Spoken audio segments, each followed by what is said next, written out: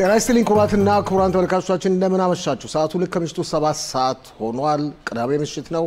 የሳምንቱን ማጠቃለያ ዋና ዜናዎች ክፍለ ጊዜያችን አሁን ይዘን ቀርበናል። ይህ ስርጭት የሚተላለፍላችሁ ተመልካቾቻችን ቴል አቪቭ ከሚገኘው ከእስራኤል ኢትዮጵያ ቴሌቪዥን ጣቢያ ስቱዲዮ ነው። ስርጭታችን እንደተለመደው በየስና በሆት በኬብልና በሳተላይት በ140 ቁጥር በአገር ውስጥ በመላው ዓለም ዙሪያ በጥብቅ የምትከታተሉን እንዳላችሁ እያየን ነው።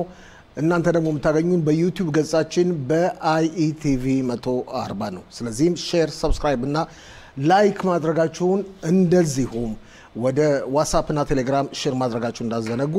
ዋና አስተባባሪ ቶመር ለገሰ ሲሆን ከፍተኛ ምስልና ድምጽ አቀናባሪያችን ደግሞ አየልኝ ሽፈራው፣ አዘጋጅችን ማቀርብላችሁና ማስተናገዳችሁ ፋሲል ለገሰ ነኝ። ክቡራትና ክቡራን ተመልካቾቻችን እንግዲህ ዋና ዜናዎቻችን ሳምንቱን ለማጠቃለል እንግዲህ ዘመቻ አንበሳ ህዝቡ እንዳንበሳ ተነሳ እንደቀጠለ ነው። እስካሁን ድረስ በኢራን ላይ ከፍተኛ ጉዳት እንደደረሰ ለማወቅ ተችሏል። በብዙ መቶ የኢራን ሽብር ፈጣሪዎች ማለት ይቻላል መሪዎቻቸውም ጭምር ዋናዎቹም ጭምር በእስራኤል መከላከያ ተገለዋል። የተለያዩ የኒውክሌር ማመንጫ ጣቢያዎቻቸው ተደምስሰዋል። ሚሳኤሎቻቸውና መተኮሾቻቸው በሙሉም ተደምስሰዋል። በእስራኤል በኩል ደግሞ 24 ሰዎች መስዋዕትነት ከፍለዋል። ከ200 በላይ የሚሆኑ ደግሞ ቆስለዋል። ዘመቻ ህዝቡ እንዳንበሳ ተነሳ አሜሪካንም እየጠበቀ ነው። እስካሁን ድረስ ይህ ፕሮግራም እስከተቀረጸበት ድረስ ምናልባት ለውጥ ሊኖር ይችላል። አሜሪካ ጣልቃ መግባቷን በጦርነቱ በይፋ አላስታወቀችም። በአንጻሩ ግን የጦር ኃይሏን በከፍተኛ ሁኔታ በመካከለኛው ምስራቅና በፋርስ ባህረ ሰላጤ አካባቢ እያጠናከረች ነው። ኢራን እየተማጸነች ነው ተኩስ ይቁምና ድርድር ልግባ እያለች። የአሜሪካው ፕሬዚደንት ዶናልድ ትራምፕም ሆኑ ጠቅላይ ሚኒስትር ቤንያሚን ኔታንያሁ ፈቃደኛ የሚሆኑ መስሎም አይታይም። በአዛም ጦርነቱ እንደቀጠለ ነው። እስራኤል መከላከያ ድልም በድል እየተቀዳጀ ነው። በአዛም ግን ያው ጦርነት ነውና መስዋዕትነት መክፈል አለ። ስለዚህ የተወሰኑ ወታደሮቻችን በያዝነው ሳምንትም ህይወት ተሰውተዋል። ነፍስ ይማር እንላለን። እንግዲህ ተመልካቾቻችን ስርጭታችን የምንጀምረው መጀመሪያ ማስታወቂያ ከማስታወቂያ ተመልሰናል። ክቡራትና ክቡራን ተመልካቾቻችን ለዚህ ጦርነት ዋና መንስኤው የኢራን ቡችሎች በተለይም አንዱ ትንሹ ቡችላ ሐማስ ድርጅት በእስራኤል ላይ በፈጸመው ጭፍጨፋ ነው። 1200 ወገኖቻችን አጥተናል። ነፍስ ይማር ነው። הקפיצי לי כיתת כוננות לנשקייה. המצלמה של מגרש החנייה קולטת להרף עין את אריק בתוך הטנדר הכחול שלו. אין לו מושג שהמחבלים נמצאים כבר בתוך המשק שהם מורבים לו מעבר לסיבוב. תקפיצי אותם. נו? שנייה. יואו. תקפיצי, כן, זה פעולת הסחה מה שהם עשו לנו. מה, הם חדרו? כן. ביי. ביי.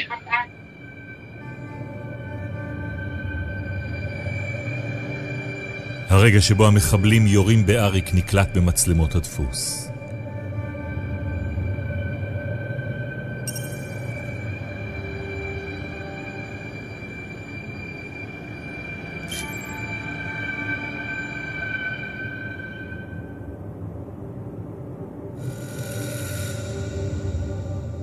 הטנדר של אריק מדרדר לאיתו בכביש.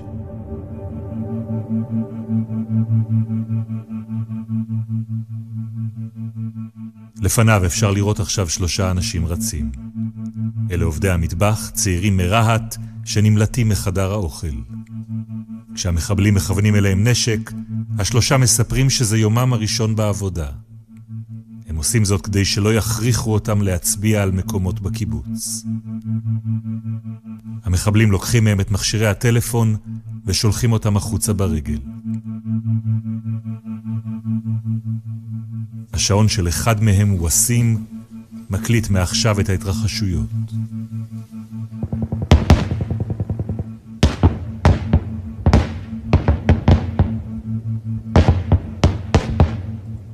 בהמשך הכביש הם יפגשו את איה, רוכבת האופניים, ויזהירו אותה לא לחזור למשק. ስለ ቅንብሩ አየልኝን በጣም አመሰግናለሁ። አሁን ደግሞ ጦርነቱን በማስመልከት በያዝነው ሳምንት የተለያዩ ውይይቶችንና ትንተናዎችን ሰምተናል። አቶ ሽሎሞ ሞላና ከኮሎኔል መኮንን ጋር ካደረግነው ውይይት በያዝነው ሳምንት ረቡዕ ነው። ደግሞ ባልደረባችን እና የፖለቲካ ዜናዎች ተንታኛችን አቶ ሽሎሞ ሞላ የቀድሞ የክኔሴት አባል ምክትል አፈ ጉባኤ ከሪሾን ለጽዮን በዙም ይገኛል። ጤና ይስጥልኝ አቶ ሽሎሞ። ጤና ይስጥልኝ አቶ ፋሲል እንደምን አለ? እንግዲህ በዜናችን ላይ እንደተጠቀስነው አያቶላ ኻሜናይ ከተደበቀበት ቦታ ሆኖ ፕሬዚደንት ዶናልድ ትራምፕ ያስተላለፉትን ሐሳብ ወይም መልእክት ማለትም እጅ መስጠቱን አልቀበልም ገና ጦርነቱ ተጀመረ ብሏል። እንዴት ታየዋለህ? እኔ በአንድ ቃል ነው መጨረስን ፈልገው ፍንዳታ ማለት መፈን ዝም ብሎ መለፍለፍና መፈንዳት ነው እንጂ አንዳንዴ ምን አለ መሰለህ እኛን ናስራላ አንድ ቃል ብሎን ነበር። እስራኤል ኩሪያ አካባቢሽ ናት ብሎ ነበር። ኩሪያ አካባቢሽ ማለት የሸረሪት ሐረግ ማለት ነው። የሸረሪት ሐረግ ካለነ በኋላ ናስራላ የት እንዳለ አሁን እኔ ባልሳሳት ከነ ካሰም ሱሌማኒ ጋር ከኢራን ጀነራሎች ጋር ከነ ሌሎችም ጋር ከዛ ኮንሱሊዮም እያደረጉ ይመስለኛል ከላይ ነው አለ። ስለዚህ እየተዋዩ ነው የምትለው? አዎ ከፍተኛ ደረጃ ውይይት እያደረጉ አሁን ደግሞ ማንን ንጥራ እየተባለ መንፈሳዊ አባታችን ኻሜናይ ቀርቷል እንዲያው ቶሎ ቢመጣልን እያሉ በጉጉት እየጠበቁት ነው ያለ። ስለዚህ ወታደራዊ ተቋሙ በፈራረሰበት የኢራን ማለት ነው ወታደራዊ ኮማንዶ በሌለበት ከኻሜናይ ጋር በጣም የሚቀርቡት የአብዮት ጋርድ የሚባሉት ድርጅት የወታደሩ ተቋም ድርጅት ሁሉ በፈረሰበትና በህይወት ያሉት ደግሞ ነብስ አውጪኝ እያሉ ከቦታ ወደ ቦታ እየተዘዋወሩ ባለበት ዛቻ መንዛቱ እኔ እንደሚመስለኝ ከሆነ ራስን ማቅለል ነው ብዬ ነው የማስበው። ስለዚህ ኻሜናይ አሁን ያለበት ሁኔታ እሱ ታርጌት እንደሆነ ያውቀዋል። በነገራችን ላይ እስራኤል ጓደኞቹን ባጠፋችበት ቀን እሱንም ማጥፋት ትችል ነበር። ግን የጦርነቱን ሂደት ለመገምገም ሲባልና ምን አይነት እርምጃ ሊወስድ ይችላል እኛ በመናደርገው እርምጃ ምናልባት ሙጥናን ብሎ ባካችሁ ይቅርታ ብሎ እኔ የኒውክሌር ቦምብ የሚባለው ነገር በቃ ተዋለሁ አላረገውም እና እንታረቅ ወይም አሜሪካ ታስተርቀኝ የሚለውን የመስኮት ከፍት አድርጎ በር ከፍቶ ለማስቀበት ነው እንጂ መጨረሻ ላይ አሁንም የአሜሪካ መንግስት ስራህን አቁም፣ ጦርነቱን አቁም፣ ኒውክሌር ቦምብ ፕሮግራም ይለውንና ሚሳኤሎችህን ተተኳሽ ሚሳኤሎችን የምታመርትባቸው ቦታዎች ዝጋ፣ ይሄ ከሆነ ከእስራኤል ጋር እናሸማግልሃለን አሉት። አይ እሱ እንቅጭ ብሎ አይሆንም።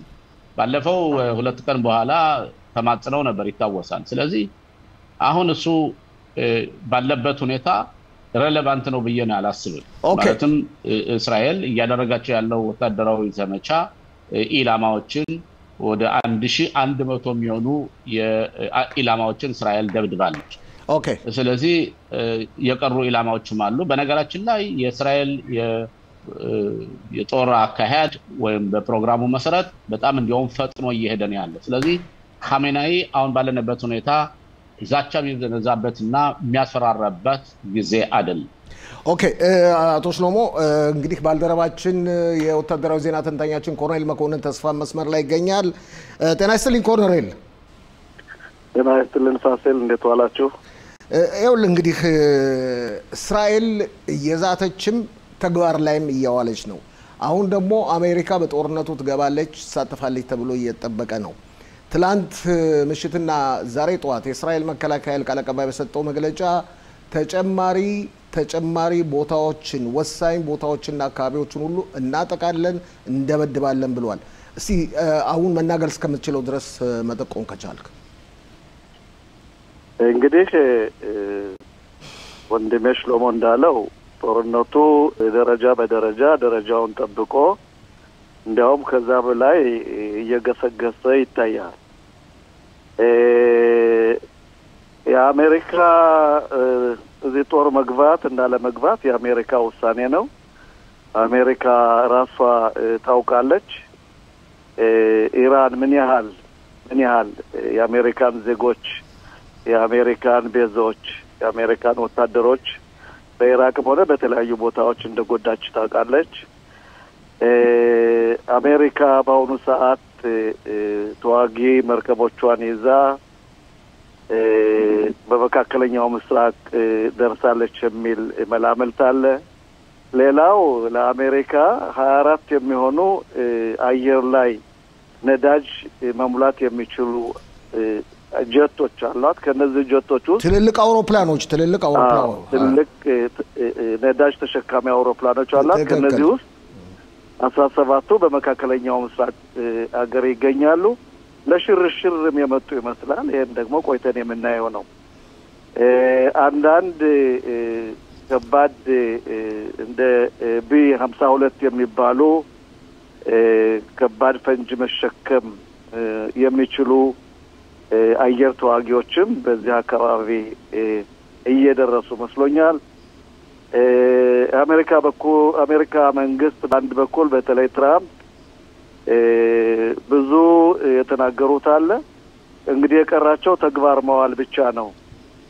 ካልሆነ ምናልባት ይህ ያልታጠቅነው ጀት እዚህ በፊትም ልምምድ ከተደረገበት አሜሪካ በቀጥታ ካልገባችበት እኛ የምንፈልገው ቀፎውንና መሳሪያውን እንጂ የማብረር ችሎታ አለ። ያ ፎርዶ የሚባለውን ቦታ ፈትሸን የምንመለስ ይመስለኛል። ያም ሆነ ይህ በዚህ 2 ቀን ውስጥ ከማናውቃቸው ይልቅ የማናውቀው ይበዛል እና በዚህ 2 ሌሊት ውስጥ ነገሮች የሚቋጭ መስሎ ይታየኛል። በተለይ በአሜሪካ በኩል እስራኤል በአሁኑ ሰዓት እንደምታየው የምንጠራ ስራ ነው ይዛ ያለችው። አህመዲነጃድም ወደ ጓደኞቹ ተሸኝቷል። የቀድሞ የኢራን ፕሬዚደንት ነው አህመዲነጃድ። የኢራን አያቶላህ ኻሜኒም የገቡበት ቦታ ይታወቅም። አንድ ዋሻ ውስጥ ነው ያሉት። ጭራሽ ምንም አይነት ግንኙነት የላቸው። ምንም አይነት ትዕዛዝ ማስተላለፍ አይችሉም። እንግዲህ ይሄ ነው የሚሆነው በኢራን ውስጥ ብዙ እንደነገርኩት ትላንት ብዙ የምንሰራቸው ስራዎች አሉ። ነገሮች በትክክል እየሄዱ ነው። አንዳንድ አስወርዋሪ አስወንጫፊ መሳሪያዎችን እያደን ነው ወደ እስራኤል ሀገር የመተኮስ አቅማቸው እንዲያንስ። ብዙ ያልተጠቀምንባቸው መሳሪያዎች አሉ እንደምታውቀው። ይሄን ደግሞ በዚህ 2 ሌሊት ውስጥ በሂደት የምናየው ይሆናል። እስራኤል የምታደርገው ድርጊት እንደምታውቀው ውስጣዊ ድጋፍ አለበት። አንድ ዛሬ ኢራናውያን በአሜሪካ የሚኖር እያንጨበጨበ እስራኤል መንግስት እግዚአብሔር ይስጥልን የኢራን ህዝብ ነፃ ሊወጣ ነው ከእንግዲህ በኋላ ልክ እንደ ሂዝባላ ሊባኖስ ከሂዝባላ ነፃ እንደወጣች ሁሉ እስራኤል የምታደርገው ድርጊት የኢራን ህዝብ ነፃ ሊወጣ ነው የሚል ትልቅ ጋዜጣ ላይ ጽፏል። ሌሎችም በውጭ ሀገር የሚኖሩ ኢራን ስታሰቃያቸው የነበረች ጠፍተው የወጡ ዜጋዎች በሙሉ ይሄን ነው የሚጠብቁት። በአሁኑ ሰዓት የኢራን ህዝብ የሚፈልገው ትላንት እኔ እንዳልኩት በተለይ እነዚህ ምሽማሮት አማፔካ የሚባሉ ወታደራዊ ጀኔራሎች እንዲወድሙላቸውና አንድ እስር ቤት አለ። ያ እስር ቤት ያለው ህዝብ ከፈረሰ ምናልባት ኢራንም ልክ እንደ የኢራን ህዝብም ልክ እንደ ሊባኖስ ህዝብ ነፃ ይወጣል የሚል አቋም ነው ያለኝ። እኛ ነገሮችን በሂደት ደረጃ በደረጃ እንዳስቀምጥ ነው ከአመት በላይ የተዘጋጀንበት ስለሆነ የምንቸኩልበት ነገር የለም። አቅም አለን፣ ጉልበት አለን፣ ኃይል አለን። በእውነት ለምሳሌ ዛሬ አንድ የሆነ ድሮን በኢራን ውስጥ የኛ መሳሪያ ካሜራ የያዘ ድሮን ኢራን ውስጥ ወድቋል። ግን ከወደቀ በኋላ የእስራኤል አየር ኃይል ያደረገው ምንድን ነው? ሙሉ በሙሉ አንዳንድ የቀሩ የኢራን ጀቶችን ከነበሩት ቦታ ማውደም ነው። ስለዚህ ይህ ድርጊት ይቀጥላል። እየታደኑ ነው፣ እየተፈተሹ ነው። ነገሮችን ደረጃ በደረጃ እየመታን ነው ማለት ይችላል። ኦኬ አቶ ሽሎሞ ይኸውልህ ኮሎኔል መኮንን የሰነዘረውን የማስቀደም ለጠይቅ አስቤ ነበር። በአሁኑ ወቅት በተለየ ሁኔታ የእስራኤል ህዝብ አንድ የመሆኑ ሁኔታ ከአረብ ፓርቲዎች በስተቀር ትላንትም እንግዲህ ፖለቲካ ተንታኝ ስለሆንክ ነው ትላንትም የተቀናቃኝ ፓርቲዎች ሊቀመንበር ያኢር ለፒድና ጠቅላይ ሚኒስትር ቤንያሚን ኔታንያሁ ተገናኝተው ተነጋግረው ነበር። ምን ትላለህ ስለዚህ? ይሄን መልስ ከመለስ በፊት ስለ አህመድ ኒጃድ አንድ ሁለት ሶስት ቃላቶች መናገር ፈልጋለሁ። ኦኬ አህመድ ኒጃድ የቀድሞ የኢራን ፕሬዝዳንት የቀድሞው የኢራን ፕሬዝዳንት በነበረበት ጊዜ በእያንዳንዳችን ቴሌቪዥን ፊታችን ማታ ማታ እየመጣ እስራኤልን ከምድረ ገጽ እናወድማታለን። በነገራችን ላይ አንዳንዶች ነበሩ፣ ግን እሱ በጣም አክራሪነቱንና አጸያፊ ንግግር ሲናገር የነበረ እያንዳንዱ እስራኤላዊ አህመድ ኒጃድ የሚናገረው ምንድነው እየተባለ ያ ብቻ ሳይሆን ከተባበሩት መንግስታት እንኳን ድርጅት ስብሰባ ላይ ሄዶ እኛ እቺን የሹታ ጽዮኒት ወይም ደግሞ የጽዮናዊ አገር ከድረገጽ እናጠፋታለን ብሎ ተናግሮ ሲወጣ እዛው የነበረው ህዝብ ሁሉ አባላት ሁሉ ምንም ያሉት ነገር የላቸውም። ያን እኔ ያስታውሳለሁ ስለ አንቲሸሚዩት ጉዳይ ኃላፊው እኛ በመንሰራበት ጊዜ የሱን ተቃውሞ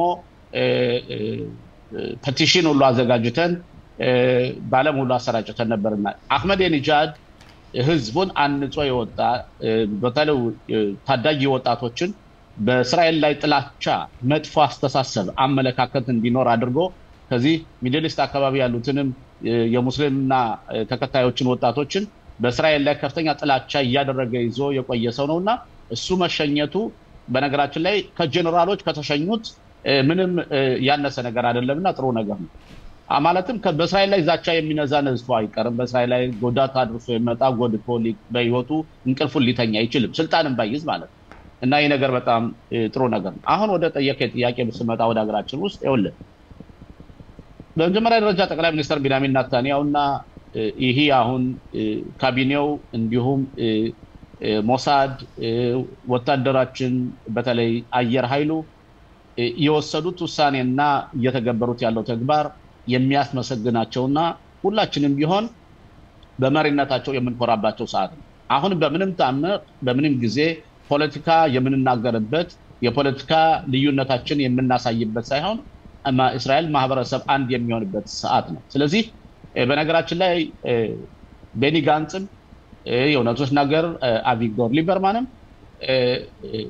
ኔታንያሁን የኢራንን ጉዳይ እኛ ራሳችን ስራውን መስራት አለብን በተለይ ቤኒ ጋንጽ ደግሞ ደጋግሞ እስራኤል ኢራንን መምታት አለባት ሲሉ 3 ጊዜ 4 ጊዜ ተናግረው ነበር። ስለዚህ እንደዚህ አይነት ነገር እየተናገሩ አሁን ስራው በሚተገበርበት ጊዜ የፖለቲካ ሩጫ የሚያደርጉበት ምንም ምክንያት የላቸው። በነገራችን ላይ አንድ ነገር ልንገር ባለፈው ሳምንት መንግስቱ ይውደቅ ተብሎ በቀረበበት ጊዜ አንድ የፖለቲካ እይታ ነበረና እንዴት ነው አንድ ህግ ለምሳሌ ክነሴት ይበተን ተብሎ ህጉ ከቀረበ ከዛ በኋላ ከ6 ወር በኋላ ነው እንደገና ማቅረብ የሚቻል በሚባልበት ጊዜ እነሱ እንዳያልፍ መሆኑን ያወቁ ለፖለቲካ ውሳኔ ብቻ ነው ያቀረቡት። ስለዚህ አሁን ለምሳሌ በዚህ 6 ወር ውስጥ ምርጫ እንደማይሆን ምንም ሊታሰብ አይችልም። ስለዚህ አሁን ያለንበት ሰዓት ጥሩ ነው። የዩናይትድ መንግስት አያስፈልግም፣ የተባበሩት መንግስታት አያስፈልግም። ተቃዋሚ ፓርቲዎች ከውጭ ሆነው ባለፈው ሳምንት ለምሳሌ እንዳደረጉት የአረብ ፓርቲዎች መንግስቱ ይቅልን ብለው ኢሙን ሲሉ አብረው ከመንግስት ጋር እነሱም ድምጽ መስጠታቸው መደጋገፋቸው ጥሩ ነው። ምክንያቱም አሁን አየር ላይ አውሮፕላን እያበረሩ እየተንዣበቡ እንዲያውም የአውሮፕላን አብራሪዎች ባለፈው 2 አመት ውስጥ እየተሰደቡ የሚደረገው የፍርድ ጉዳይ ተቃዋሚ ናቸው እያሉ አተርቢያን የሚባሉት ካራኢ ሌሎችም እነሱን አልባ መስተዳደር እንችላለን ሲሉ የነበሩት እነሱ ናቸው አሁን ኢራንን ያርበረብቷት ያሉት። ስለዚህ በዚህ ሰዓት አሁን ክፍተት ወይም ደግሞ የተሰደቡበትን ሰዓት የምናሰንሳበት ሳይሆን አንድ የምንሆንበት ሰዓት ነው እና እስራኤል ህዝብ አንድ ነው፣ አንድነቱን መቀጠል አለበት። እንደውም ልንገርህ እኔ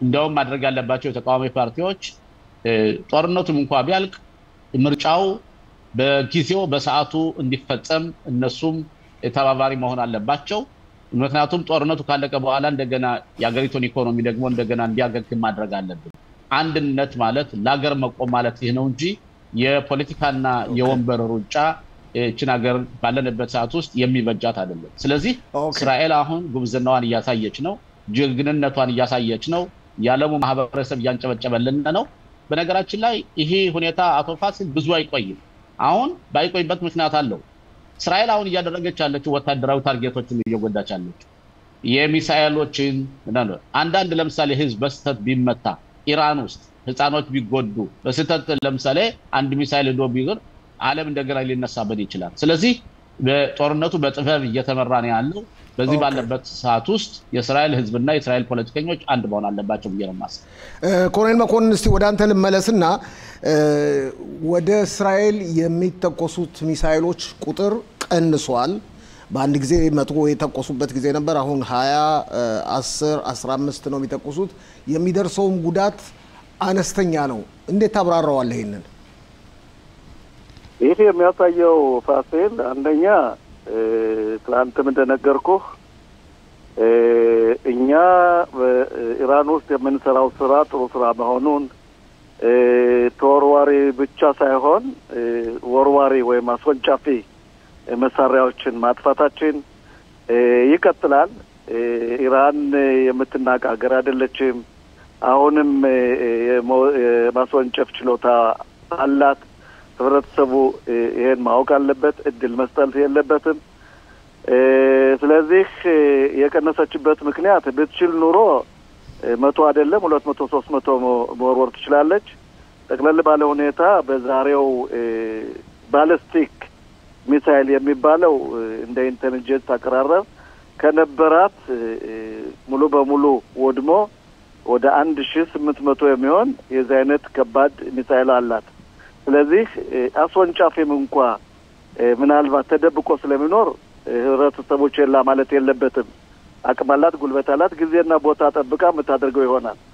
ሌላው አንድ ወንድም የሚለው ሽሎሞ የሚለው ነገር አለ በአሁኑ ሰዓት በኢራን ውስጥ ከፍተኛ አመራሮች የፖለቲካ አመራሮችና ወታደራዊ አመራሮች ዳይፐር ይዘው ነው የሚዞሩት የሚተኙት ስለዚህ ምናልባት ከቦታ ቦታ ሲዘዋወሩም ከተገኙ ልክ እንደ አህመዲነጃድ ይሸኙ ይሆናል ይሄም ድርጊት ይቀጥላል የሚል አቋም ነው ያለኝ ሌላው አንድ ሽሎሞ የጠየቀው ጥያቄ እስራኤል ሀገር አንድ የሚያደርጋት የመኖርና ለመኖር ነው ስለዚህ ፖለቲካዊ በዚህ በኩል ፖለቲካው ልዩነት መኖር የለበትም የድሮ ፖለቲከኛ እንደ ሊበርማን እንደ ያኢር ላፒድ ሌሎችም ሙሉ በሙሉ ይሄን ድርጊት ደግፈውታል እንዲያውም ዛሬ አንድ ጋዜጠኛ ሳለው ጋዜጠኛ ቤንካስቴት የሚባለው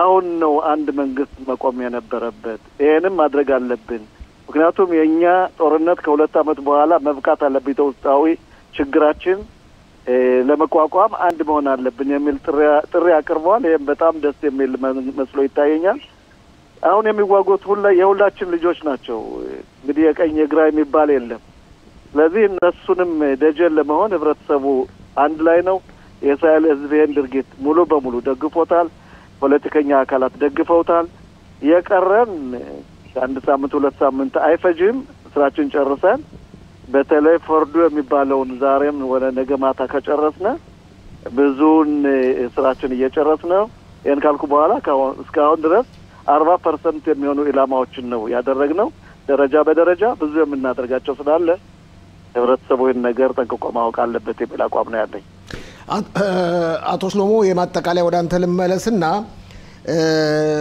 አሜሪካ ተሳተፋለች በዚህ ጦርነት የሚል ግምት አለህ ያውለ አሜሪካ ለእስራኤል አሁን ባለው ሁኔታ እስራኤል ያላት ወታደራዊ የበላይነት ያሳየች ያለችው በቂ ሊሆን ይችላል ግን የአሜሪካ መሳተፍ ሁለት ፋክተር ሊኖረው ይችላል በጦርነቱ አንደኛ ፎርዶ የሚባለው ቦታ ባለት ውስጥ የተሰራ የኡራኒየም ማመንጫውና ማቀነባበሪያውን ቦታ 80 ሜትር ኮንክሪት እና ከካለት የተሰራ ቦታ ስለሆነ የእስራኤል አውሮፕላኖች ልክ እንደ ናታዝ እንደ ፓርሾ ሌሎችም ቦታዎች ለማምከን ይከብዳታል ያን ቦታ ለመጉዳት B5 እና B25 የሚባል አንድ አውሮፕላን 23 ቶን ማለትም 23000 ኪሎ ግራም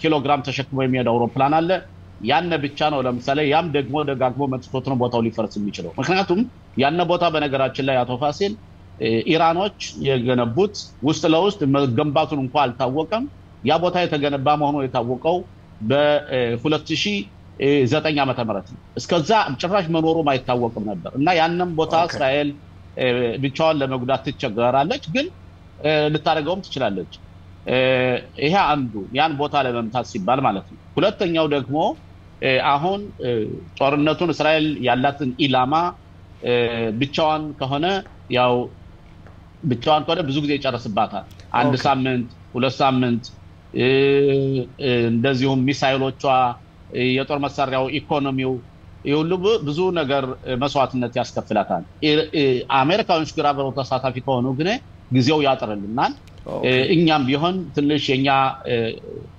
ፓይለቶችና ወታደሮችም ትንሽ እፎይታ ያገኛሉ እኔ ስገምት ግምቴ ነው እንግዲህ ፖለቲካዊ ግምቴ ነው እይታዬ ነው ትራምፕ እሳቸውን ማመን በጣም ከባድ ቢሆንም ግን እሳቸው ሁሉ ጊዜ ካሸናፊ ጎን መሰለፍ ስለሚፈልጉ እኔ እርግጠኛ ነኝ አንድ ቀን ወይ ሁለት ቀን ጦርነቱ ሲቀር እሳቸውም ቀደም ኮሎኔል መኮንን እንደሰጡት የኃይላቸውን የጦር ኃይላቸውን ወደዚህ አካባቢ ቀረብ ስላደረጉ ትንሽ ሁለት ቀን ሶስት ቀን የኛ ተሳታፊ ሆነው የቀሩትን ኢላማዎች ያስወግዳሉ በየገምታሉ ምክንያቱም የአሜሪካ ዓላማ የእስራኤልም ዓላማ የኢራንን ህዝብ ለመጉዳት አይደለም የሁለቱ አገሮች ፍላጎት ለኢራን የኒውክሌር ቦምብ እንዳይኖራት ለማምከን 100% ሁለተኛ ደግሞ ይሄ አረመኔና መጥፎና የባብራስ አገዛዝ በተቻለ መጠን የሚደክምበትንና ህዝቡ የውስጥ ሪቮሉሽን አድርጎ በጣም አመሰግናለሁ ሁለቱም ባልደረቦችን ዶክተር ጸጋ ፈንታሁን የክኔሴት አባልንም እንደዚሁ ስላለው ተጨባጭ ሁኔታ የተለያዩ ቦታዎችን የዘዋወረች ጉብኝታ ነበር ማለት ማደጋ የደረሰባቸውን አነጋግረናት ነበር በያዝነው ሳምንት ሐሙስ ነው አሁን ደግሞ ወደ ዶክተር ጸጋ ፈንታሁን የክኔሴት አባል አልፋለሁ ኢየሩሳሌም ጤና ይስጥልኝ ዶክተር ጸጋ ጤና ይስጥልኝ ፋሲል እንዲሁም ጤና ይስጥልኝ ህዝበ እስራኤል በሙሉ ያለንበት ጊዜ ቀላል አይደለም በመጀመሪያ ደረጃ በደቡብ ክፍል ለምትገኙ እንዲሁም በማከል ክፍል ለምትገኙ ጉዳት ለደረሰው እንዲሁም በአጠቃላይ ለሁላችሁም መልካም ጊዜ እመኛለሁ ፋሲል በመጀመሪያ ደረጃ ያለንበት ጊዜ ከባድ ነው የሚሰጡ መመሪያዎችን ማክበር ያስፈልጋል ዶክተር ጸጋ እንግዲህ በተለያዩ ቦታዎች እየተዘዋወርሽ የደረሰውንም ጉዳት ከዚህ በተረፈም ህዝቡንም ስታነቃቂ ውለሻል ዛሬም ሰሞኑን ስታደርጊ ነበር የእስራኤል መንግስት ያለበት ተጨባጭ ሁኔታ ምን ይመስላል አንቺና ጓደኞችሽ እንደምትከታተሉት የአሜሪካው ፕሬዚዳንት ዶናልድ ትራምፕ በዚህ ጦርነት የመሳተፋቸው ነገር ምን ይመስላል እንግዲህ በመጀመሪያ ደረጃ ፋሲል እስራኤል ናት እስካሁን ብቻዋን ተቋቁማ ያለ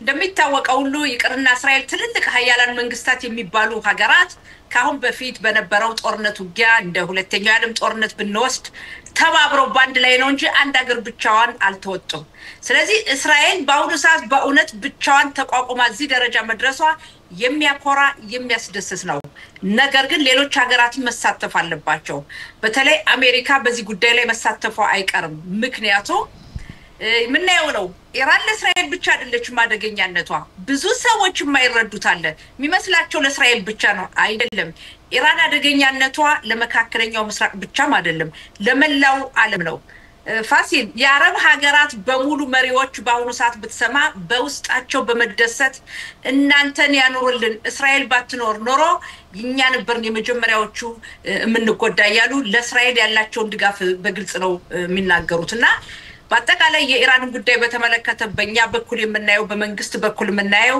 የአሜሪካ አስተዳደር ዶናልድ ትራምፕ መሳተፋቸው የማይቀር ነው። አሁንም ቢሆን ሙሉ በሙሉ አይደለም እንጂ ፋሲል የሚተኮሱ ሚሳኤሎችን በተመለከተ በመከላከሉ ረገድ አሜሪካም ትሳተፋለች። ነገር ግን በሚወሰደው እርምጃ መሳተፍ አለባት። መሳተፏም የማይቀር ነው። ምንድነው ያሉትኝ ብዙውን ከባዱን ስራ እስራኤል እየሰራችው እስራኤል እየተቋቋመች ነው የሚቀረው ብዙ አይደለም ነው የሚሉት እና አሜሪካ መሳተፏ የማይቀር ነው። ሌሎች ምዕራባውያን ሀገራት መሳተፍ አለባቸው። ተመልከት ፋሲል የኢራን ጉዳይ ለተወሰነ ሀገር ብቻ አይደለም ሁሉን የሚያሳስብ ነው። ነገር ግን መጀመሪያ ደረጃ አሁን እርምጃ መወሰድ ያለበት ዛሬ ጠዋት የመከላከያ ሚኒስትር እስራኤል ካጽ እንደተናገሩት ሐመናይን መግደል የማይቀር ነው። ሐመናይ የዘመኑ ሂትለር ነው። ሐመናይን መደምሰስ ያው ከስልጣን ማውረድ የኢራንን ህዝብም ቢሆን አለበት የ46 አመት ሰቆቃ መከራ ማላቀቅ ኃላፊነት አለብን። ይሄን ስንል እኛ በእነሱ ፈንታውን መዋጋት ሳይሆን ህዝብ ለህዝብ ግጭት የለንም ፋሲል። የኢራን ህዝብና የእስራኤል ህዝብ የሚያጋጨው አንድም ነገር የለም። እንደውም በታሪካችን ይሄን እንደሆነ የእስራኤልን ህዝብ ከድሮ ጨካኝ መሪዎች እንግዲህ በሃይማኖቱ ይሄን እንደሆነ ነው በታሪኩ በመጽሐፍ ቅዱሱ ያስለቀቀ ኢራኖች ናቸው የይሁዲን ህዝብ ነፃ ያወጡ። አሁን ደግሞ እኛን መልስላቸዋለን ነው የሚሉትና በመጀመሪያ ግን ከሁሉ በፊት የራሳችን ጤንነት የራሳችን ደህንነት ለመጠበቅ እኛው ነን የመጀመሪያዎቹ።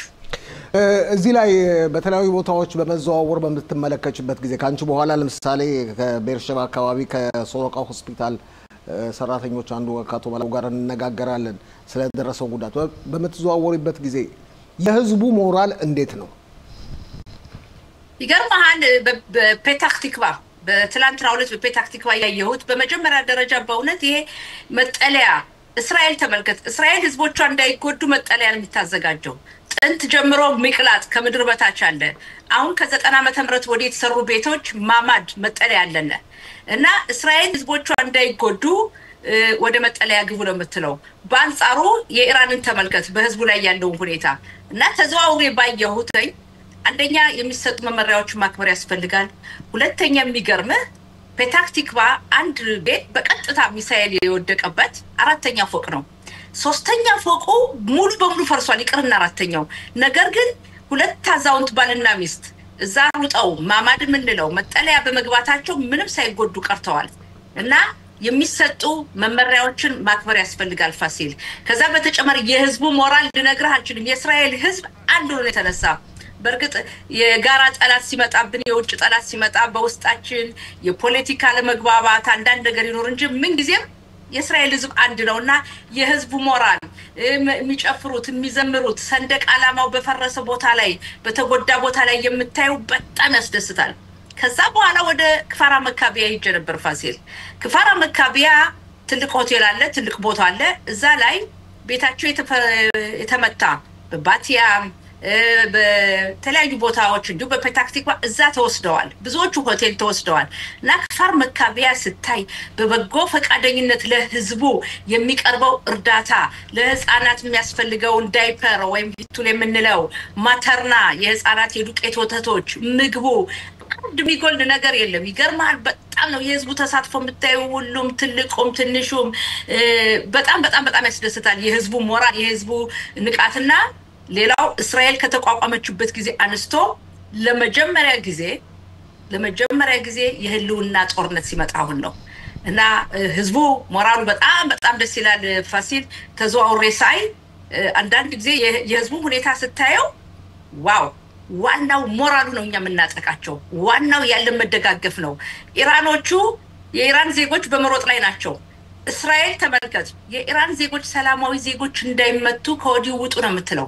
እስራኤል የምትሞታቸው ቦታዎች የተወሰኑ ስትራቴጂክ ወይም ደግሞ የጦር ማመንጫ ሚሳኤሎች የተከማቹባቸው የኒኩሌር ጦር መሳሪያ የሚገነባበትን ቦታ ነው እንጂ በቀጥታ ሰውን ለመግደል አይደለም። ኢራኖች ግን የሚተኩሱት ወዴት ነው? ህዝቡን ለመግደል ነው። በዛሬው ቀን ሆስፒታል ላይ ተመልከት በዓለም አቀፍ ደረጃ እንኳን በጦር ስትሄድ በጦር ውጊያ ሆስፒታል አይነካም እና የኢራን አምባገነን አያቶሎት አክራሪዎች አላማቸው ሰው መግደል ነው። ያ የነሱ አላማ እኛ ደግሞ የሰውን ህይወት ማትረፍ ነውና ሞራሉ የህዝቡ መረዳዳት ፋሲል በጣም ነው የሚያስደስተው እዚህ ላይ በእውነት ነው የሆስፒታልን ብለሻል በኤርሸባ ምንም ማከላዊ እስራኤል በራማት ጋን አካባቢ የደረሰው ጉዳትን በቦታው ተገኝቻለሁ ህንጻ ላይ ነው መኖሪያ ቤት ላይ ነው ተኩስ ማለት ሚሳይሎ የተተኮሰውና ጉዳት የደረሰው እርግጥ በሰው ላይ እንኳን ብዙ ጉዳትም አልደረሰም ያው ቁስለኞች ብቻ ናቸው እንጂ ያሉት ህንጻ ላይ ነው የሰው ማለትም ቢሮዎች እንኳን አይደሉም ጉዳት የደረሰባቸው ወይም መስሪያ ቤቶች አይደሉም የህዝብ መኖሪያ ቦታዎች ላይ ነው እዚህ ላይ መንግስት በዚህ ወቅት ከቤት የሚወጡትን ማለትም ቤታቸውን የሚለቁትን ቤታቸው የተመታው በማስመልከት ስለሚያደርገው እርዳታና እንክብካቤው ፋርማካቤው የሚጀ ነበር ብለሻል ካለፈው ጊዜ ጨመረ ሁኔታ አለ የበለጠ ትኩረት አድርጎበታል አው በጣም ምልክ ካለፈው በበለጠ ህብረተሰቡም በመጀመሪያ ደረጃ ፋሲል ያለፈው ኦክቶበር 7 2023 ዓመተ ምህረት የነበረውን ሁኔታ እናውቃለን የሐማስ ሽብር ፈጣሪ ድርጅት በደቡብ ክፍል ያደረሰውን ያሁኑ መጠናከር ከዛ የበለጠው ለምንድን ነው ያልን እንደሆነ የኢራን ጉዳይ እስራኤል ትኖራለች አትኖርም ነው እስራኤል ትጠፋለች አትጠፋም ነው የእስራኤል ህዝብ በአገሩ ብቻ ሳይሆን በውጭ ዓለም ይጠፋል አይጠፋም ነው ዋና ዓላማ የኢራኖቹ ዓላማ ምንድነው ማጥፋት ነው በእስራኤል ብቻ አይደለም ቦኖስ አይረስ የተፈጸመው ታስታውሳለህ በ1992 እና በ1994 ቦኖስ አይረስ የሚኖሩ የእስራኤል ዘር የሆኑትን የይሁዲዎችን ተቋም ሄደው ነው ፈንጅ አጥምደው በመኪና በመቶ የሚቆጠሩ በርካታ ወገኖቻችን ያለቁት ስለዚህ ያሁኑ ስሜት የመሬት ድርድር አይደለም የግጭት አይደለም የፍልስጤማውያን ጉዳይ አይደለም እኛን የማጥፋት ስለሆነ ህልውናን በመጠበቅ ሁሉም አንድ ላይ ነው የእስራኤል ህብረተሰብ የተከፋፈላት ታይም ሁሉም ይረዳዳል በመንግስት በኩል የሚሰጠው እርዳታ ከፍተኛ ነው ከመንግስት ደግሞ የእስራኤል ህዝብ እያንዳንዱ በበጎ ፈቃደኝነት ማቀርበው የለም ሆቴል ውስጥ ተወስደዋል ሆቴል አሉ የቤቱ ሁኔታ እርግጠኛ ነኝ አንተ እንዳየውን የባቲያም ቤቶችን አይቻለው የባቲያም ቤቶች የጥንት ቤቶች ስለሆኑ መጠለያም አልነበራቸውም ብዙዎቹ ሚቅላጥረን የሚወርዱትና ብዙዎቹም ኩትኩት ብለው ፈራርሰው አይተናል የእስራኤል መንግስት ይሄ ቀላሉ ነው እኛ የሰው ህይወት እንዳይጠፋ ነው እንጂ ንብረትን በተመለከተ ፋሲል በሚቀጥለው አመት ከዚህ የበለጠ ቤቶቹ ህንጻዎቹ ተሰርተው እንደምናይ ከዛ በተጨማሪ በማንኛውም መስክ እርዳታ እየተሰጠ ነው እርዳታውንን የመንግስት ብቻ ሳይሆን የህዝቡንም ስታየው እኔ ትላንትና ከፋር መካቢያ ያየሁት ከእርዳታው ብዛት የተነሳ የልብሱ ብዛት የጫማው ብዛት ለህዝቡ የሚቀርበው ልነግርህ አልችልምና የኛ ህዝብ የሰው ህይወትን የሚያከብር የሰው ህይወትን የሚወድ ይቅር የወገኖቹን ህይወት የሌሎቹም እንዳይጎዱ እርምጃ ገና የጦር እርምጃ ሊወሰድ ሲል ከአካባቢው ውጡ የሚል ነው ሌላው ፋሲል ምናልባት ይሄ ፕሮግራም ያንተን ፕሮግራም የሚያዳምጡ የሚመለከቱ በርካታ በውጭ ሀገር የሚገኙ ኢትዮጵያኖች አሉ ሰማለሁ ስለ እስራኤል ግንዛቤ የላቸው በጣም ግንዛቤ ያላቸውም አሉ አውቀውም ግንዛቤ እንደሌላቸው ሆኖ የሚቀርቡም አሉ እስቲ ተናገሪ ለምን መሰለህ የማያውቁት ሰዎች አይገርመኝም መግለጽ ይችላል እያወቁ የሚናገሩት ግን ችግር አለባቸው ይሄን ያልኩ ለምን መሰለህ የእስራኤልን ሁኔታ የሚያዩተኝ ብዙዎቹ የእስራኤል ወደ ትውልድ አገሩ ከ3000 ዓመት በፊት ወደ ነበረው ዋና አገሩ ታሪካዊ ሃይማኖታዊ አገሩ ከብዙ ሺህ ዓመታት ሰቆቃ መከራ በኋላ ወደ ሀገሩ መመለሱን አያውቁትም እኛ ራሳችን የኢትዮጵያ ቤተ እስራኤሎች ወደ እስራኤል ሀገር የመጣ ነው እንዲሁ ለኑሮ ይመስላቸዋል የኛን ታሪክ ማያውቁትም ፋሲል በዚህ አጋጣሚ መግለጽ የምወደው ምናልባት ዕውቀቱ የሌላችሁ ሰዎች ካላችሁ ስለ እስራኤል ታሪክ ማወቅ ከፈለጋችሁ 3 መጽሐፎችን ገልጽላችኋለሁ አንደኛው ኤክሶዶስ ምጽአተ እስራኤልን አንቡ የእስራኤል ህዝብ አገሩን እንዴት እንዳቋቋመው ስንት ሰቆቃ በደል እንደደረሰበት ከገባ በኋላ እንዴት ሀገሪቱን እንደገነባ ወንድ ሴት ሳይል ማላሪያ የነበረውን ቦታ አልምቶ በረሃውን እንዴት እንዳለመለመው ማወቅ ትችላላችሁ ሌላው ሁለተኛው መጽሐፍ የኛ ሰው በደማስቆ የኤሊ ኮሄን ታዋቂው በዓለም አቀፍ የሚደነቀው እስራኤላዊ ሰላይ የሞሳድ ሰው ለሀገሩ ህይወቱን የሰዋው ከ60 ዓመት በፊት ያንን ቢያነቡ የሞሳድን ጥንካሬ ምን ያክል እንደሆነ ማወቅ ይችላሉ ሌላው ሶስተኛ መጽሐፍ አስተያየት ምሰጣቸው 90 ደቂቃ በኢንቴቤ በ1976 ዓመተ ምህረት የእስራኤል ልጆችን አሳፍሮ በረራ ላይ የነበረ የፈረንሳይ አውሮፕላንን ፍልስጤማውያን ሽብር ፈጣሪዎች ጠልፈው ኡጋንዳ ባሳረፉበት ሰዓት ወገኑን ለማውጣት የእስራኤል ልዩ ኮማንዶ ኡጋንዳ ድረስ በመሄድ ወጥቷል። በዛ ጊዜ ጦሩን የመሩት ኮማንዶውን የጠቅላይ ሚኒስትራችን የቢንያሚን ኔታንያሁ ታላቅ ወንድም ዮኒ ወይም ዮናታን ኔታንያሁ ናቸው። እነዚህ ሶስት መጽሐፍት በአማርኛ በልጅነት አንብቤያቸዋለሁ። ፋሲል እርግጠኛ ነኝ አንተም አንብባቸዋል። የኛ ዘመን አንብበናቸዋል። እነዚህ ሶስት መጽሐፍ ብታነቡ በማሞ ውድነህ የተተረጎሙ ብዙ ነገሮች ማወቅ ትችላላችሁ። አለማወቅ ኃጢአት አይደለም። ኃጢአቱ በማያውቁትኝ እንደሚያውቀው ነው መናገር ነውና እነዚህ ሶስት መጽሐፍ በዚህ አጋጣሚ ኢትዮጵያኖች በመላው ዓለም ያላችሁ ኢትዮጵያ ውስጥ ያላችሁትን ብታነቡ የእስራኤልን ጥንካሬ ታውቃላችሁ። ስለኛ ስለ ቤተ እስራኤሎችም ማወቅ ከፈለጋችሁ ስለኛ ታሪክ አንብቡ። ሳታነቡ ደግሞ ሌላው ፋሲል እነዚህ ሶስት ቀደም የገለጽኳቸው መጽሐፍቶች ኤክሶዶስ፣ ምጽአተ እስራኤል፣ የኛ ሰው በደማስቆ ከዛም 90 ደቂቃ በኢንቴቤ የሚለው በማሞ ውድነህ የተተረጎመው መጽሐፍ ማንበብ ጊዜ የሌላችሁ ካላችሁ ሶስቱ የሚደነቁ ትልልቅ ፊልሞች ተሰርተውባቸዋል። በሆሊውድ ፊልሞችንም እዩ እና ትንሽ ብትማሩ ይሻላል። አንዳንድ የሚጽፉት ድረገጽ ሳይ ፋሲል ባለፈው ካንተ ጋር ተነጋግረናል። ስድብ ለሚጽፉት የተለያየ ለሚጽፉት እግዚአብሔር ይማራቸው ነው የምለው። እግዚአብሔር ይቅር ይበላቸው እንበል። እሺ ጥሩ እግዚአብሔር ይቅር ይበላቸው። በሃይማኖቱም በማንኛውም ሃይማኖቱም በሰውነትም ኃጢአት ነውና ምንድነው የሚባለው ብታነቡ ለወደፊቱ ደስ ይለኛልና እኛ በልጅነታችን ያነበብናቸው መጽሐፎች ከሃይማኖታችን ውጪ ከይሁዲነታችን ከቤተ እስራኤልነታችን በተጨማሪ የጽዮናዊነት ስሜታችን የገነቡ ናቸው። እነዚህ ሶስት መጽሐፎች የተተረጎሙት እኔ ያነበብኩት በአማርኛ ነው ተተርጉሞ እና ይሄን ብታነቡ ብዙ ነገር ታውቃላችሁ። በዚህ አጋጣሚ ያነበባችሁ ካላችሁ አስተያየታችሁን ስጡን። ኦኬ ዶክተር ጸጋ ፈንታሁን የክኔሴት አባል ከሊኩድ በጣም አመሰግናለሁ። እንደገናም ሰሞኑን እናነጋግርሻለን። በጣም አመሰግናለሁ። ፋሲል አንድ ደቂቃ ስጠኝ። እሺ በአንድ ደቂቃ አጠርባለሁ። ማሳሰብ ወደው ወገኖቼ ራሳችሁን ጠብቁ።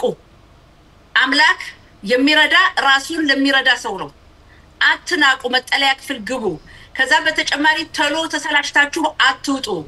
ሌላው ተጨማሪ ሚሳኤሎች በወደቁባቸው አካባቢ የጸጥታ ኃይል አካላት ስራቸውን እንዲያከናውኑ ከቦታው አትሂዱ።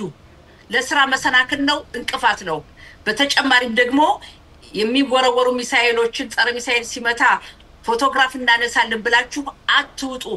ራሳችሁን ጠብቁ ወገኖቼ። የእስራኤል መንግስት የእስራኤል ህዝብ ዛሬ የሚያስፈልገን ወይም በመንግስት ደረጃ ትልቁ ስራው ምንድነው? የሰውን የዜጎቹን ህይወት ማዳን ነውና ለዚህ ተባበሩ።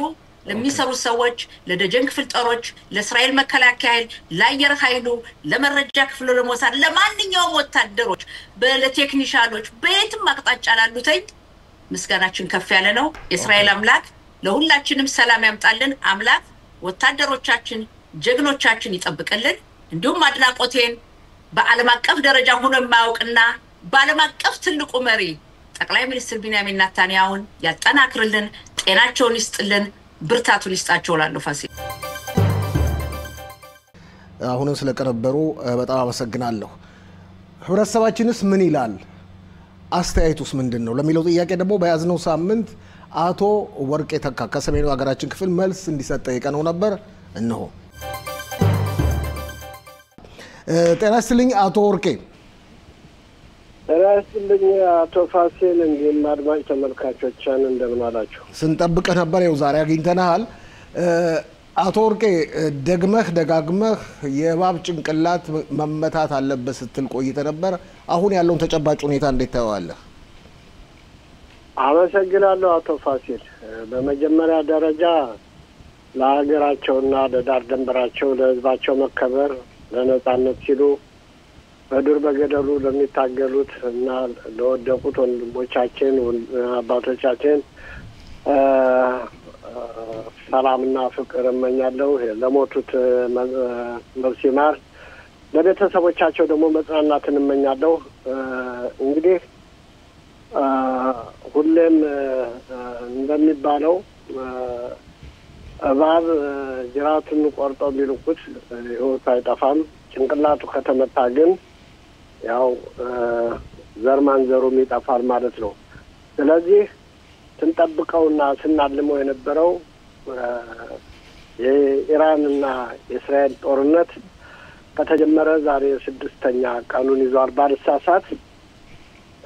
እንግዲህ ኢራን እስራኤል ከኢራን መሬት ፈልጋ አገር ፈልጋ ሳይሆን የህልውና ጦርነት ነው። ምክንያቱም ዛሬ አዲስ የተጀመረ ሳይሆን ከድሮም ጀምሮ ኢራን እስራኤልን አጠፋለሁ ከምድረገጽ አጠፋለሁ እያለች ስትፎክርና ስትዝት እስራኤልም በየሄዱበት የእስራኤል ባለስልጣኖች ኢራን አደገኛ ናት፣ ለእኛ ብቻ አይደለም ለዓለምም ስጋት ናት እያሉ ተከበሩት ጠቅላይ ሚኒስትራችን እኔ በብዙ ጊዜ በየቦታው በየሄዱበት ሲናገሩ አቶ ወርቅ 40 ዓመት ሙሉ እኮ 40 ዓመት ሙሉ ነው ጠቅላይ ሚኒስትሩ ሲናገሩ የቆዩት። ከዚህ በተጨማሪ ይህ ያው በኢራን ያለው አክራሪ እስላም መንግስት በ1979 ዓመተ ምህረት ከስልጣን ከወጣ ጊዜ ጀምሮ ነው እስራኤልን እንደመስሳለሁ እያለ የቆየው። ትክክል ነው። እንግዲህ ባይሆን አፍና ተግባር ተለያይቶ ተገኘ እንጂ የተወራው ወሬ ልክ ነህ። ከ40 ዓመትም በላይ ነው።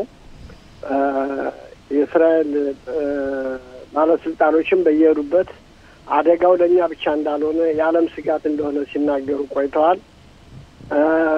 ኢራንም ፉከራዋ ከአቅምም ከመጠንም ያለፈ ነበረ። እንግዲህ እስኪ ፉከራውንም ቀረርቶውንም አብረን እንየው በማለት ዛሬ 6ኛ ቀን የያዘውን ጦርነት እያካሄደች ነው።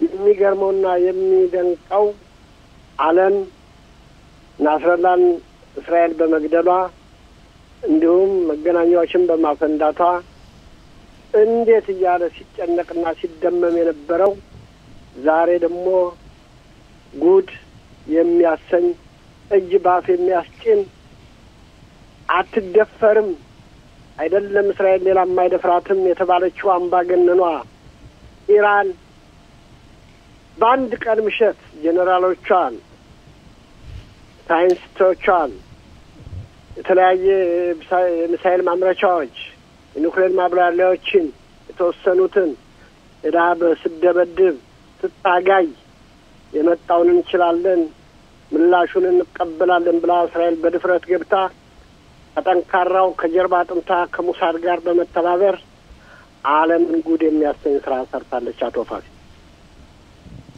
የሚገርም ነው። እዚህ ላይ አቶ ወርቄ ይህ ይሆናል ብለህ ጠብቀህ ነበር? በእውነት ሙከራው አይቀርም የሚል ህልም ነበረኝ። ምክንያቱም ከመጥፋት ማጥፋት ይሻላል የሚለው ግምት በልቤ ምን ጊዜ የሚሰላሰል ነበር። ከእስራኤል መሪዎች ቁርጠኝነት ደግሞ ስመለከት ይህ ነገር እንደሚፈጸም ምንም ጥርጥር አልነበረኝም። ግን ከመሀል ላይ ትንሽ ተስፋ የሚያስቆርጥ ነገር በአሜሪካው አስተዳደር ወይም በፕሬዚዳንቷ ድርድር እየተባለ ይህ ድርድር እውን ከሆነ ለኋላም ጥሩ እንደማን ትንሽ ተስፋዬ እንደመጨለም ብሎ ነበር። ግን ቆራጡ ጠቅላይ ሚኒስትራችን ከጠንካራው መከላከያ አየር ኃይላችን ጋር በመሆን የወሰኑት ውሳኔ ዓለምን የሚያስደንቅ እኛን የሚያስደስት የሚያስፈነጥዝ ነበር። ግን ይሄን ስል ጉዳት አልተጎዳንም ማለት አይደለም።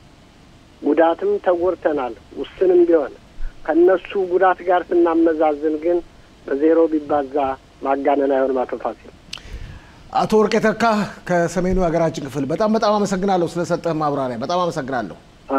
እኔም አመሰግናለሁ። ግን አንድ መልእክት ትንሽ ምንድነው የደጀን ዕዙ ሁልጊዜ መመሪያ ያወጣል። ሻለቃቸው በአማርኛ ሁልጊዜ ይናገራል።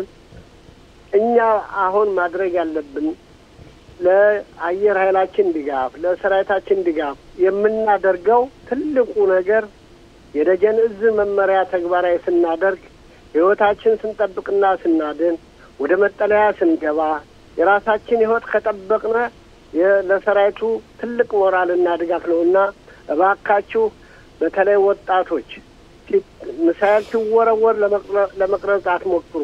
አንደኛ የወደቀበትን ቦታ ፖስት አታድርጉ ይሄም አደጋ ነው እየተባለ ነው ሁለተኛ ለራሳችሁ ህይወት ሶስተኛ ሰራዊታችን በዱር በገደሉ እየተዋደቀ ከጠላት ጋር እየተናነቀ ባለበት ሰዓት እኛ ከዚህ ራሳችን ህይወት መጠበቅ ካቃተን ለሰራዊታችን ሙርጠት ይሆናልና እባካችሁ ሁላችሁም ይሄን እየቀረጣችሁ ፖስት ከማድረግ ተጠንቀቁ ድል ለእስራኤል ለዘላለም ትኖራለች በልጆቿ ተከብራና ታፍራ ትኖራለች ለዘላለም እናሸንፋለን አንጠራጠርም አመሰግናለሁ አቶ ፋሲል በጣም አመሰግናለሁ አቶ ወርቄ ተካ በጣም አመሰግናለሁ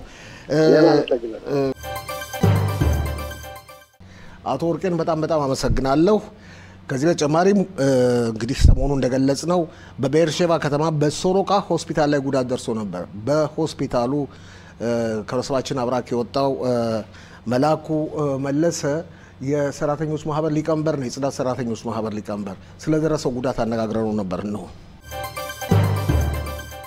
በቦታው የኢትዮጵያ ይሁዳውያን ሰራተኞች ማህበር ሊቀመንበር መላኩ መለሰና አነጋግራሉ ጤና ይስጥልኝ መላኩ ጤና ይስጥልኝ ጋሽ ፋሲል እንዲያውም ባልደረቦች ሰላም ናችሁ ሁሉም ሰላም ከንብረት በስተቀር በሰው ላይ የደረሰው ጉዳት የለም አው ከንብረት በስተቀር በሰው ላይ የደረሰ ጉዳት የለም ምክንያቱም ፒኩዳ ወሬፍ የሚያደርገው ቅድመ ዝግጅት ሚሴጅ ተልኮ ሁሉም በመርሃባ ሞጋን ገብቶ ምንም እስካሁን ድረስ የሆነ የለም ነገር ግን በአቅራቢያ ላይ ሰው እንዳይደርስ ያው ጥንቃቄ ሁሉ ነገር ታጥቷል በሚስጣራና በተለያየ መንገድ እንግዲህ ሌላው ነገና ያለን እንደ እግዚአብሔር ፈቃድ ግን በሞላ ጎደል ምንም ነገር የሆነ ነገር የለም እስካሁን ድረስ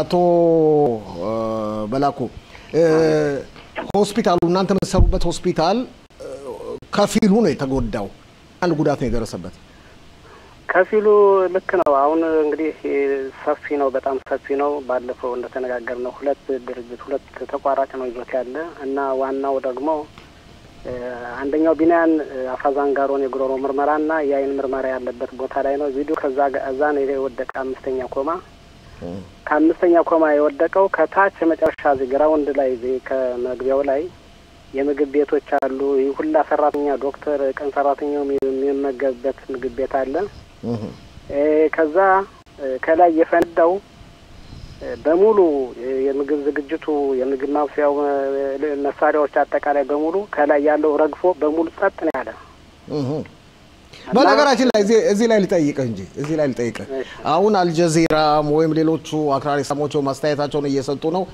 ከስሩ ጦር ሰፈር ነበር ታንኮች ነበሩ ይላሉ የታንክ ነው ያለው ቤርሼባ ሶሮቃ ሆስፒታል እኮ የታወቀ ነው አልጀዚራ ላይፋታ የተለያዩ እንትን ሚዲያዎች በየውሸት የተሞላ አንተዛ ምሰራ ነህ ሁሉ ነገር ታውቃለህ አውቃለሁ እሺ እንደው ምንም ነገር የለም ይሄ ሆስፒታል እንግዲህ የጤና ብቻ እንጂ የጦር ካምፕ አይደለም ይሄ ሆስፒታል እንግዲህ ምርመራ ቤት ማዋላጃ ቤት ጤና ተቋም ከፍተኛ ሆስፒታል ነው ከዛ ላይ መሳሪያ የሚባል ነገር የለም እና መታየው በጣም ሰፊ ነው ከሰፊነቱ የተነሳ እኔ በጣም አሁን ለህዝባችንም በጣም እንደው ጥብቅ በማሳሰቢያ የምሰጠው ከ120 ሜትር በበላይ ተወርውሮ ያለንበት እንግዲህ ወልዶት ይባላል 120 ሜትር በበላይ ነው ያለ እንግዲህ እዛ ተወንጭፎ መጥቶ ያለ መስኮት የለ በር የለ ግን ጥልጥሎ ነው ሆስፒታል የለም ጭራሽ እና በጣም ዙፋን ነው በጣም ምን ያህል ክብደት ቢኖረው ነው እንጂ መሳሪያ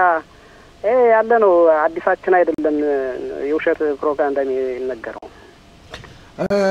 አዲስ አይደለም ነው የምትለው አዎ የምን መሳሪያ መጡ እዚህ ላይ ሰራተኞቹ ስሜት እንዴት ነው ሰራተኞቹ እንደውም በኦቶ ይኸው እንደነገሩ ምርሃባ ሞጋን ማስጠንቀቂያ የለጀንዙ ባዘዘው ምክንያት ማስጠንቀቂያ ተነግሯል እንደውም በየቴሌፎናችን ሜሴጅ ይገባል ያ ሜሴጅ እንደተነገረ ቀድመ ዝግጅት ነው ብዙዎች ነጮችንም ሆነ የኛበሾችን እንኳን መከላከያ ቦታ ገብቻለሁ እኔ እንደውም ጋሽ ፋሲል ይገርማልና እኔ ትልቅ ደስታ ይዋጠኝ ሰው ያልተጎድ መሆኑ ምክንያቱም እኔ ይሄ የሆነ ነገር ሆን ተውሎ የተላከ መስሎን የሚታየኝ ምክንያቱም በምግብ ሰዓት 11 ሰዓት ተኩል ሁሉ ሰው ምግብ ቤት የሚቀመጥ እዛች ቦታ ነበር ይገርማል ከ7 ተኩል እስከ 8 ባለው ቅድሚያ መላኩ ነው እንጂ በዚያን ሰዓት በምግብ ቦታ ቢሆን በተለይ የኛ ሰው በርከት ያለ ሰው ነው ይጎዳብን ነበር ስለዚህ በዛን ሰዓት አንድም ሰው አልነበረም እግዚአብሔር ይመስገን ያው ይቆሰላል የሚባል ነገር አለ ተጨባጭ ነገር የለም እስካሁን ድረስ እና በጣም እኔ ደስ ያለኝ ነገር ሰው አለመኖሩ ነው እዚያ ቦታ ላይ ገባይ ይሄን በማስመልከት የምታስተላልፈው መልእክት አለ ወይ ከማንጠቃላችን በፊት ይህን በተመለከተ ማስተላልፈው የኛ ህብረተሰብ በጥብቅ ጉዳዩ ማየት አለበት ካሁን በፊት በሰሜኑና በደቡብ በኩል የሚወረወሩ ሚሳኤሎች እንደነሱ ነገር አይደለም ይሄ በጣም ግዙፍ ነገር ነው መሬት ነው የተንቀጠቀጠ እና ብርሸባ ራሱ ቤታችን ወደቀ መሰለን ነው የሚሉት በመኖሪያ ቤታቸው ያሉት እና እንደ በፊቱ አይደለም በማድርጎት ወይም ደግሞ ምንም አይመጣም ወይም ደግሞ እንደዚህ የሚባል ነገር የለም በጣም ራሱ ምርሃባሙ ጋር እንኳን ገብተው ያስቀራል በየኔ አልወስንም ይሄን ነገር መቼም የተሻለ ይሆናል ነው እንጂ በጣም ከባድ ነው በጣም ዙፋን ነው እንደ ቸልተኝነት ማየት የለም ስብሰባም ቢሆን መሰባሰብ አያስፈልግም ድግስም ቢሆን በዚህ ህይወት አድን ነው ራሳችን መጠበቅ ያስፈልጋል ከኮዳይ ወረፍ ወይም ደግሞ የደጀን ዙም ያዘውን ዝም መጠበቅ ያስፈልጋል ቸልተኝነት አያስፈልግም ነው ማለት ጋሽ ፋሲል ኦኬ እንግዲህ ራሳችሁን ጠብቁ ለብራሰቡ መልእክት አስተላልፈልን ራሳቸውን እንዲጠብቁ በጣም አመሰግናለሁ አቶ መላኩ እኔም አመሰግናለሁ ራሳችሁን ጠብቁ መልካም ቀን ሰላም ዋሉልኝ መላኩን በጣም አመሰግናለሁ አሁንም ከመደምደባችን በፊት